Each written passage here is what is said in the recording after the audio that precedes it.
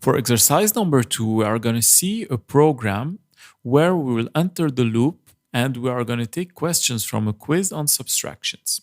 So we are going to open this program in PyCharm. So here we have a little plus because we have actually two modules that we are going to import, the random module and the time module. We are going to see the time module a bit later on, why we are going to need it.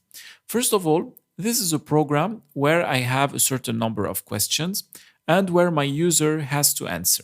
Now, what I will do in order to give right away evaluation of the grade, I need to have the correct count of answers that I need to count for, the count which will count for every time a question has been answered, and finally the number of questions that I need in my program.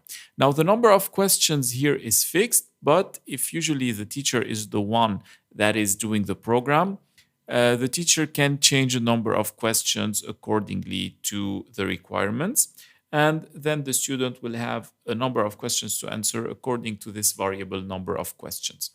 And here for the time, we are going to set a variable called start time, and we are going to use the time function, which will give me the time right at the moment where I'm entering the loop.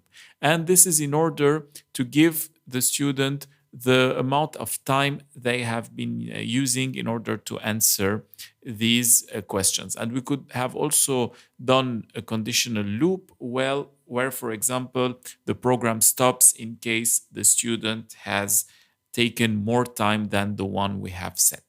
So that's why we are using the time module. Now, of course, the random module here is used because we want to generate random digits and ask our student how to do the subtraction between them. So we will enter here the loop, the while loop, which has for condition as long as the number of questions, the count for the number of questions is less than the number of questions that we have put, we remain in the loop.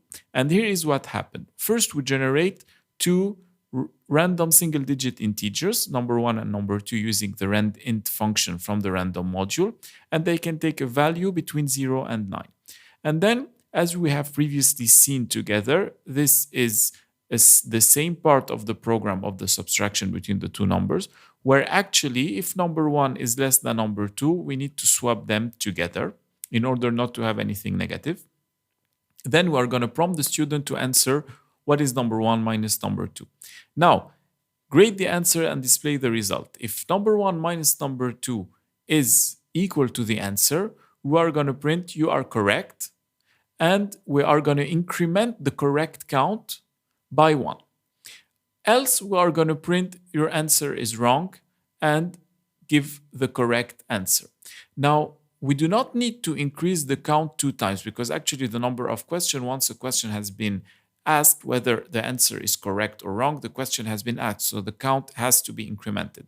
But we do not need, actually, when we increment the question, we do not need to do it twice. We can simply put it outside of these conditions right here to keep it in the loop. So as you can see, here we have to pay attention to the alignment to see that how things are separated. So this is something that is done in the loop. Then there's a condition. If that condition is not different, so if number 1 is greater than number 2, so if there is no problem between number 1 and number 2 in the difference, we will skip right away to here.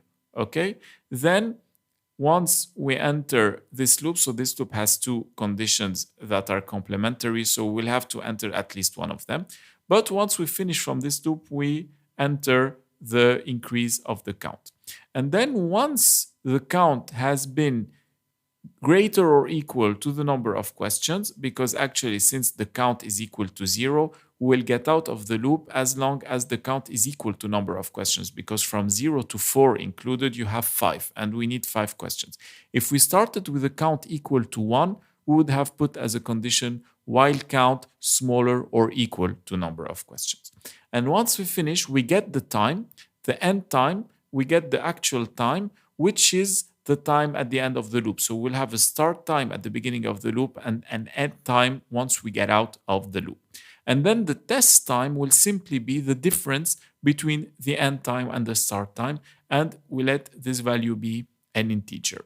And then we are going to print correct count is, and we are going to give the correct count to the student out of, give the number of questions, and the test time is that number in seconds.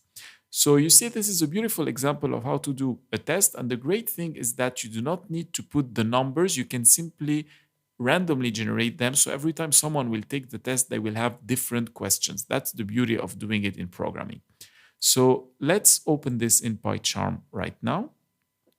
And let's run this program. Make sure to select it and we run it. So now the first question, what is 6 minus 0? Okay, it's 6. What is 8 minus 3? It's 5. What is 8 minus 2? 6. What is 7 minus 1? 6. And finally, what in 1 minus 0? 1. And then it tells me correct. The count is 5 out of 5. The test time is 17 seconds. So in case I did a mistake, let's retake the test, for example, and let's willingly do a mistake. 5 minus 2, let's put it 4. And then it's going to tell me your answer is wrong. 5 minus 2 is 3. So I'm going to answer this one correctly. I'm going to answer this one correctly. I'm going to do a mistake here and put 2. So it's going to tell me your answer is wrong. It's 0. And I'm going to give the right answer here. So now it tells me correct count is 3 out of 5 and the test time is 19 seconds. Okay, and you could evaluate a percentage. You could also do the ratio between these in order to give a percentage of correct value. You can assign a grade, do a conditional to say if correct count is equal, for example, is between 5, so you get an A. If it's 4, you get this. So you do several elifs and a final else, and you will get actually a letter attributed to according to the number of correct answers that you got. That could be an eventuality.